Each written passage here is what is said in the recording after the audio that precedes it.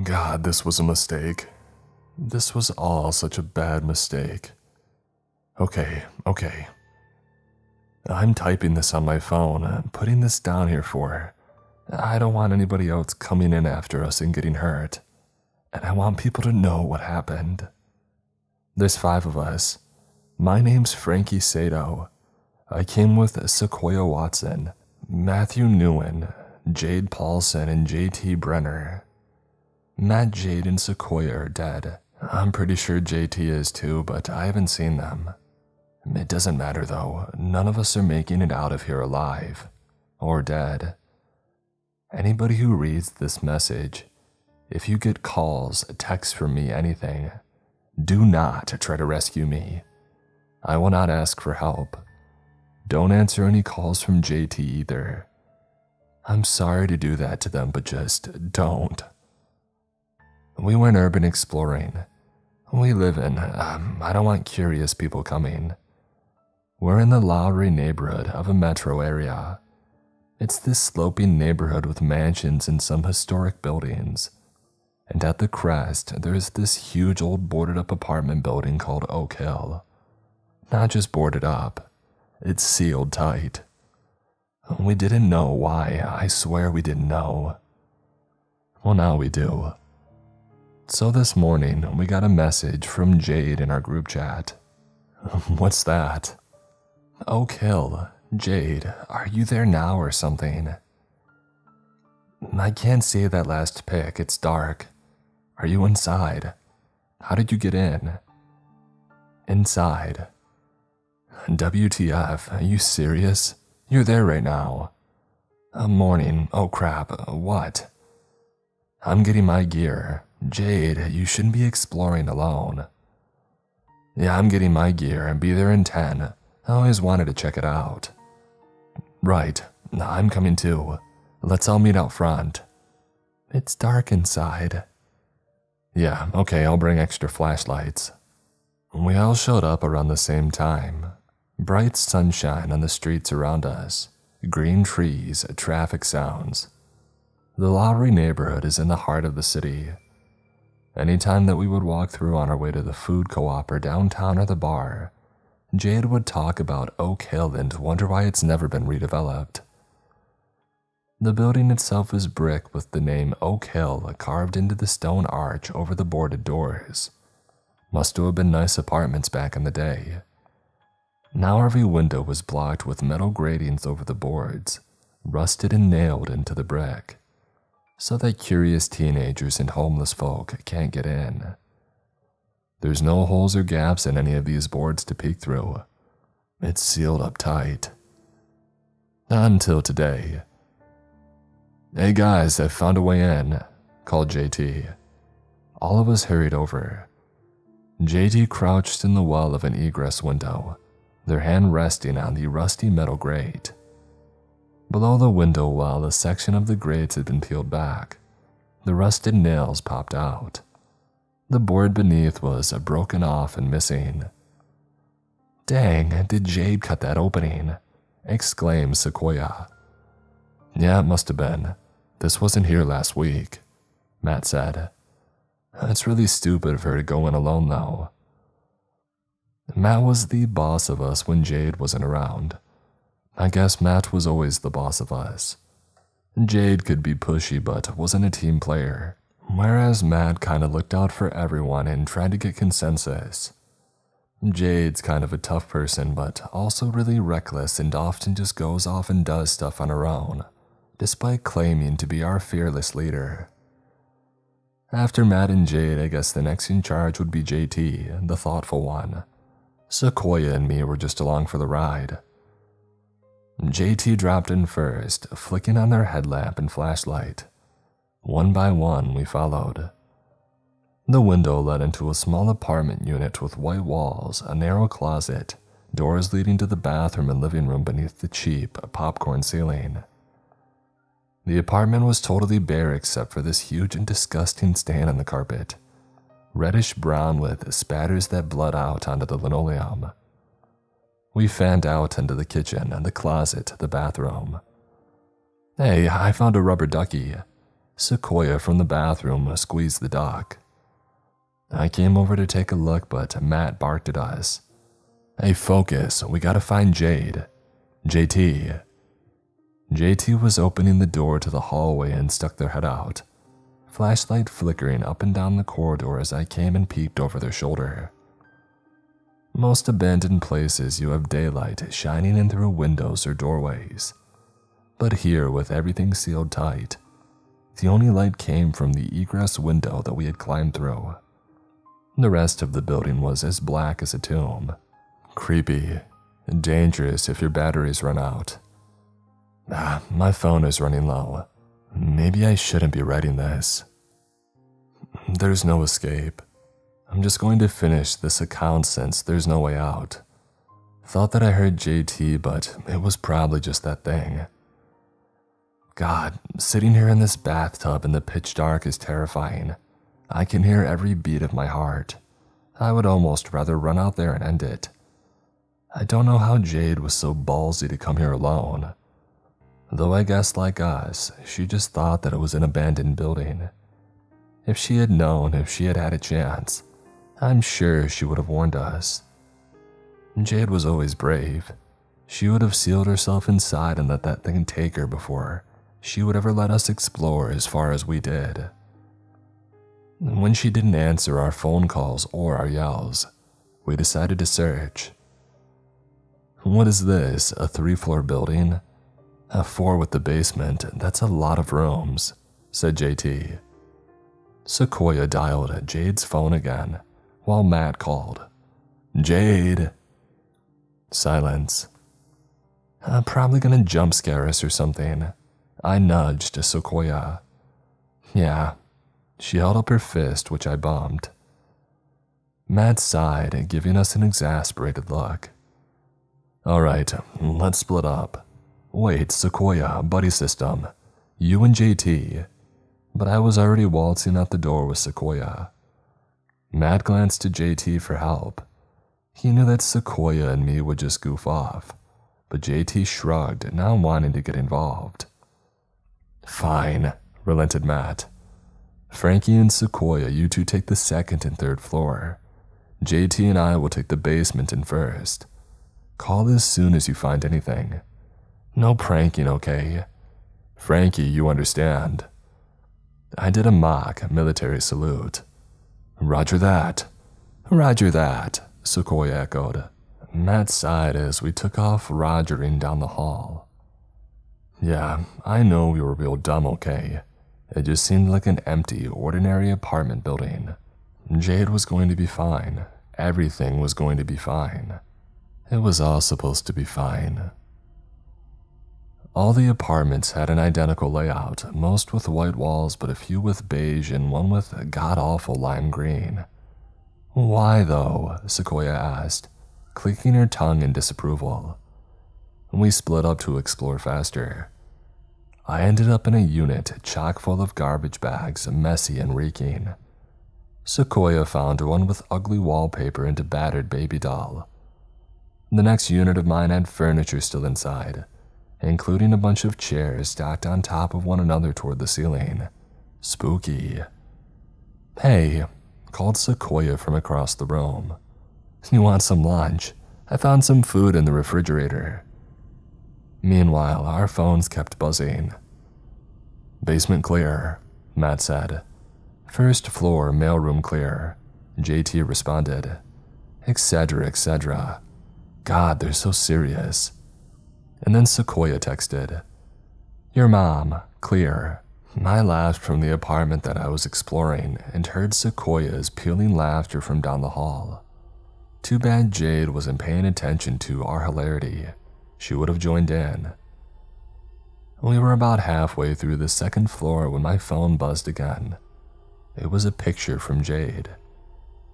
It's too dark, I can't see it. Which floor are you? Which floor are you? Girl, are you waiting to try to jump scare us? I was crafting a text to reply to the group when something winked in my flashlight beam.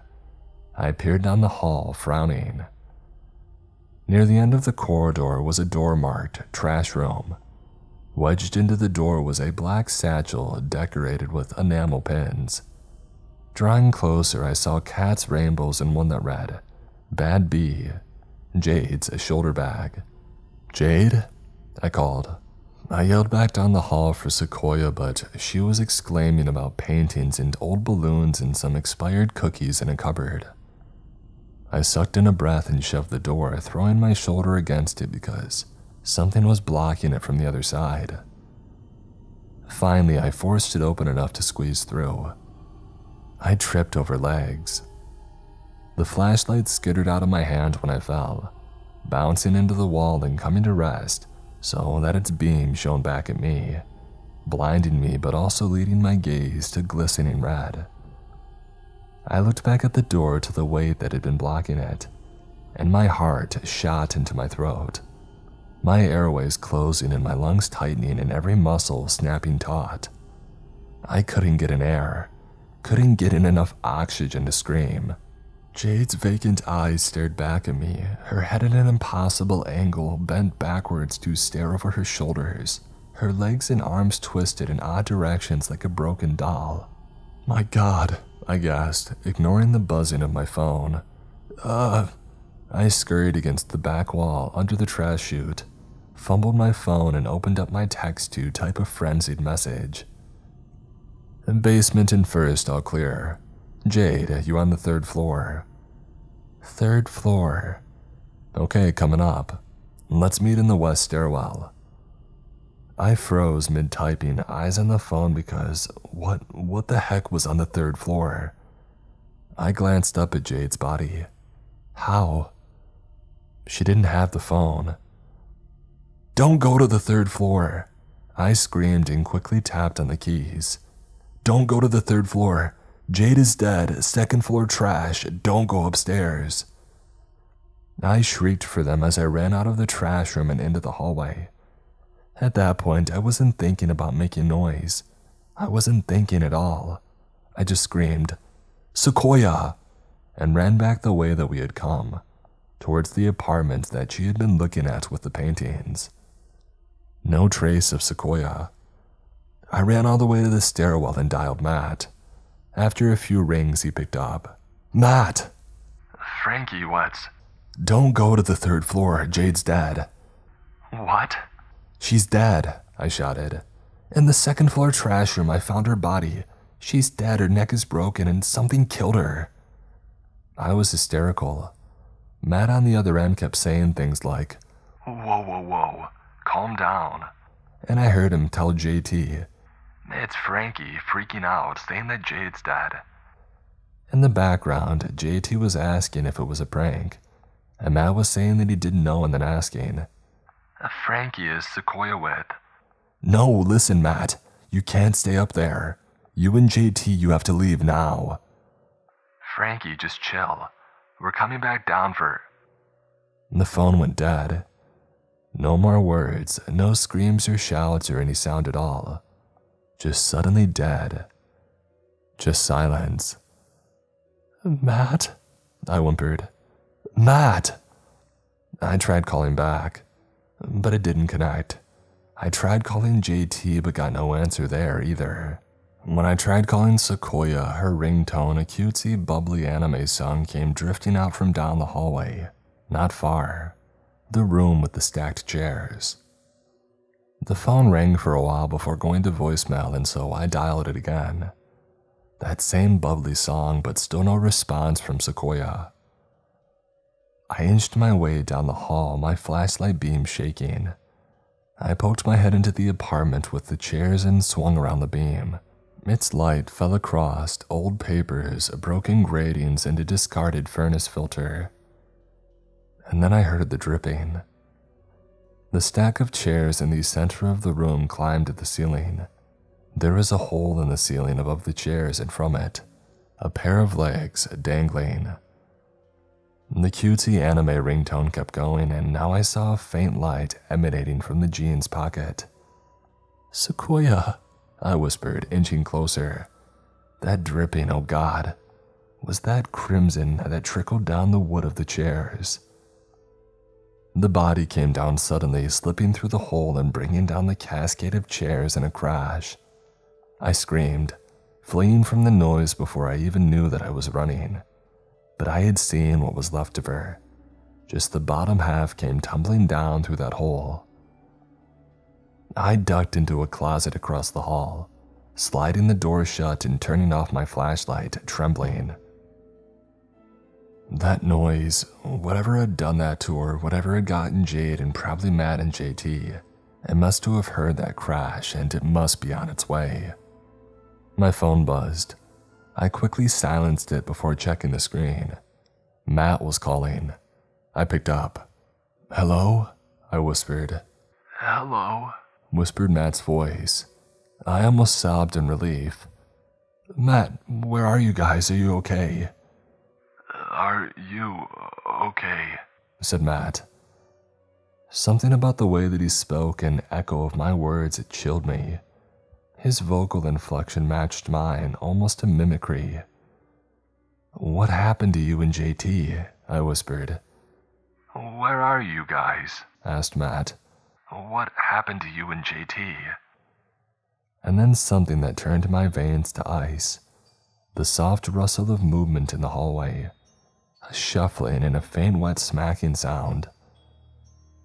Hello? Said Matt. Hello? I didn't speak. Hello? Hello? Where are you? I hung up. I messaged JT. "JT, what happened? Are you okay? Matt just called me, but I don't think it's Matt. Where the heck are you? Sequoia's dead. JT, are you alive?" No response. I waited in the closet. I waited for 15 minutes before finally pushing open the closet door. Screw this," I whispered. I had to get out. I crawled out from the closet and tiptoed to the door by flashlight. But then it occurred to me that if whatever got them saw my light, well, it would catch me too. Panic sent my heart into overdrive. I couldn't hear over the sound of my blood pounding, but there was no choice. I switched off the flashlight. Pitch darkness. The sound of my own breathing, I can't describe how loud it was. How each footstep creaked or thudded as I tried to tiptoe down the corridor between apartments, feeling my way by touch. Listening for any sound and cursing my own hammering heart for being so incredibly loud.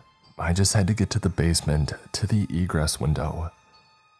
I was almost to the end of the corridor when I yelped at the blaring of that anime jingle, Sequoia's phone. I covered my mouth and didn't move for several seconds. Finally, the ringing stopped. Nothing but a faint, occasional dripping. I guess the upper half of her body was still leaking blood through that hole in the ceiling. It seemed to take an eternity to reach the stairs, and another eternity to creep down them, finally out into the basement and peek into the pitch-dark corridor. The tiniest trickle of light bled through the open door of the apartment, that feeble light coming from the broken egress window, opening out to the bright day. All I had to do was go climb through that window and I could escape. I wanted to run so bad, I just wanted to make a break for it. Thank God I didn't. As I crept to the door, a soft rustling sent the hairs on my neck standing on end, and I peered into the apartment. It was Matt. He stood by the egress window, just stood there in the dark. After a few seconds, he turned his head, shuffled to the window and sniffed at the air, and he shuffled back into the room, swaying slightly. His footsteps dragged. There was a puddle behind him as he moved. "Frankie?" he said, and I nearly jumped, heart leaping into my throat. Had he seen me? But then he cocked his head, smacking his lips. "Frankie," he said. "Frankie, Frankie." It was like he was practicing my name. I shrank back, retreating to the apartment across the hall. Shortly after I got inside, I heard footsteps out in the hallway. I don't know if they were JT's or if it was Jade, maybe coming to join Matt. The window is the only exit.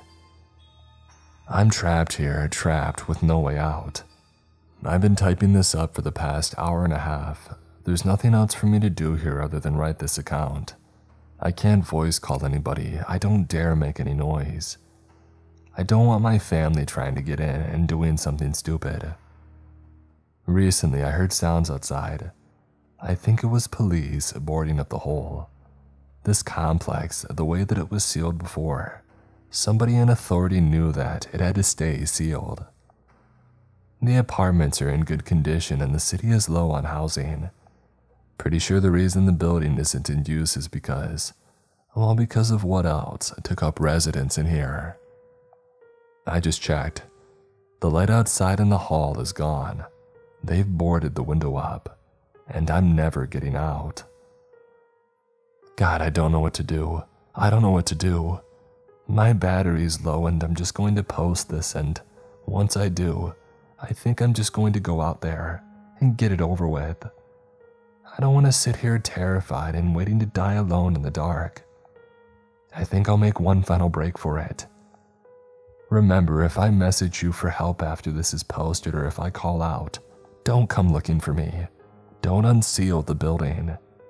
I will not ask for help. JT, I'm sorry. Goodbye.